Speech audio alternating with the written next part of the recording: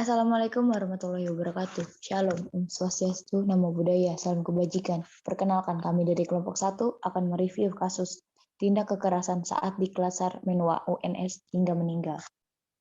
Kronologi kasus tersebut berawal dari Menwa atau biasa disebut Resimen Mahasiswa Universitas 11 Maret Solo UNS mengadakan di Klasar dengan izin kegiatan di area kampus. Gilang Endi Saputra, 21 tahun, mahasiswa semester 3, jurusan D4 Kesehatan beserta 11 peserta lainnya mengikuti kegiatan Diksar Menwa. Hari pertama, Gilang mampu menyelesaikan serangkaian aktivitas di area kampus.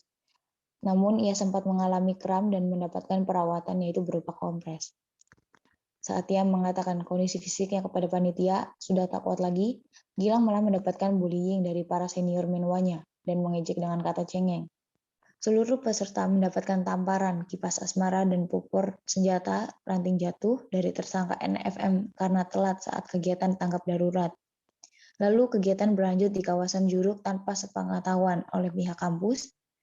Yang kondisi Gilang sudah cukup lemas, namun ia tetap memaksakan jalan menuju markas Menwa di barisan paling depan dan mendapatkan pukulan lagi di kepalanya oleh seniornya.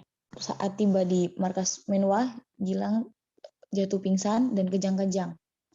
Pihak panitia memanggil paranormal karena dikira ia kesurupan. Kondisi Gilang yang sempat membaik sebelum kembali kritis, pihak panitia membawanya ke rumah sakit. Namun naas saat berada di perjalanan ke rumah sakit, Gilang sudah dinyatakan meninggal.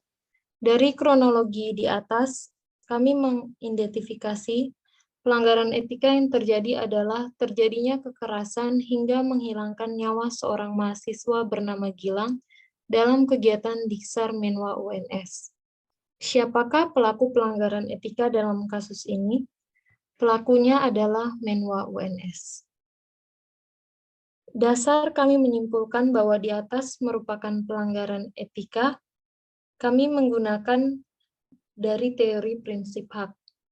Yang pertama, Gilang telah kehilangan hak hidupnya yang seharusnya ia peroleh sebagaimana dicantumkan dalam pasal 9 Undang-Undang Nomor 39 Tahun 99 tentang HAM.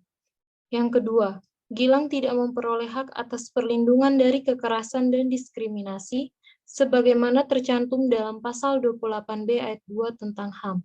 Yang ketiga, Gilang tidak memperoleh haknya untuk bebas dari penyiksaan dan perlakuan yang merendahkan martabatnya sebagai manusia, sebagaimana tercantum dalam pasal 28G ayat 2 tentang HAM.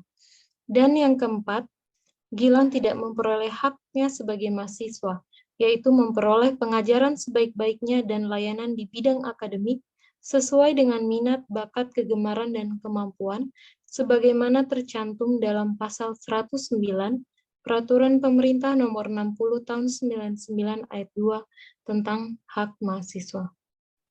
Akar sebab terjadinya pelanggaran etika dalam prinsip hak karena adanya faktor eksternal dari sosiokultur.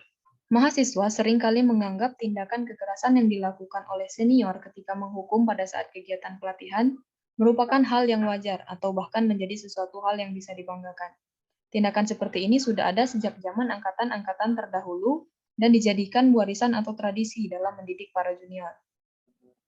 Terlihat dalam kasus di Klatsar Menwa UNS, menurut informasi dari mantan anggota Menwa, tradisi tindakan kekerasan ini sudah ada sejak tahun 2013 dan berlanjut hingga sekarang dengan istilah ranting jatuh, yaitu memukul menggunakan replika, senjata, dan kipas asmara, yaitu menampar bolak-balik. Faktor lainnya yaitu mengenai toxic masculinity, di mana selalu mendiskriminasi orang, terutama laki-laki yang secara fisik maupun mental mengaku tidak kuat atau sakit dengan sebutan lemah atau cengeng. Dalam kasus ini terbukti ketika Gilang mengaku sudah tidak kuat mengikuti kegiatan fisik, bukannya mendapatkan perawatan, malah dibilang lemah dan cengeng, bahkan sampai akhir ketika kegiatan di Juruk, Gilang bertahan meskipun kondisi sudah sangat lemas dan masih tetap dipaksa untuk jalan menuju markas Menwa. Selanjutnya, mental masyarakat yang mengaitkan sesuatu dengan hal gaib atau mistis. Karena kurangnya pengetahuan dan pengawasan dari ahli, masyarakat seringkali mengaitkan hal-hal yang tidak biasa terjadi dengan hal yang mistis dan paranormal. Dalam kasus ini, karena kondisi yang lemah saat tiba di markas Menwa, Gilang tiba-tiba pingsan dan kejang-kejang. tetapi karena panitia Menwa mengira Gilang kesurupan, mereka meminta bantuan paranormal. Padahal dari hasil otopsi menyatakan hal ini diakibatkan oleh pukulan benda tumpul di beberapa bagian tubuhnya termasuk bagian kepala yang dilakukan oleh Menwa. Selanjutnya, akar sebab pelanggaran ini berasal dari faktor legal, di mana seharusnya setiap kegiatan perlu adanya aturan main yang jelas. Penanggung jawab yang dimintai izin harus mengetahui seluruh rencana kegiatan. Kegiatan yang khusus dan memiliki resiko tinggi seperti rappelling harus didampingi oleh ahli di bidangnya. Dalam kasus ini, izin kegiatan Menwa ini tidak jelas dan tidak amanah di mana menurut informasi dari pihak kampus, salah satu alasan kemudahan izin kegiatan ini karena kegiatan yang diajukan hanya akan dilakukan di area kampus. Tetapi pada pelaksanaannya berbeda. Adanya kegiatan di kawasan Juruk itu tanpa adanya izin dan sepengetahuan dari pihak kampus.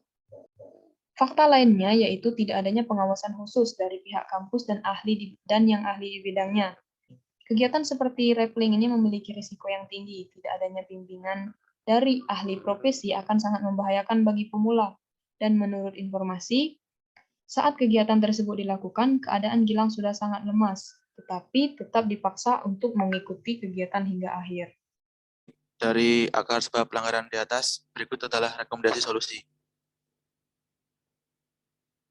Yang pertama, pihak kampus perlu mengeluarkan aturan tertulis dan larangan hukuman fisik bersifat tindak kekerasan dengan sanksi bagi setiap pelanggar. Yang kedua, panitia dapat memberi pita berwarna di lengan peserta sebagai penanda peserta yang mempunyai riwayat penyakit atau sedang sakit. Yang ketiga, pengetatan izin kegiatan dan harus melampirkan seluruh rundown kegiatan. Yang keempat, kegiatan harus mendapatkan bimbingan secara khusus dari pihak kampus, baik dosen ataupun dan yang ahli di bidangnya serta didampingi ahli medis. Sekian dari kelompok kami. Bila ada salah kata, mohon dimaafkan. Wassalamualaikum warahmatullahi wabarakatuh.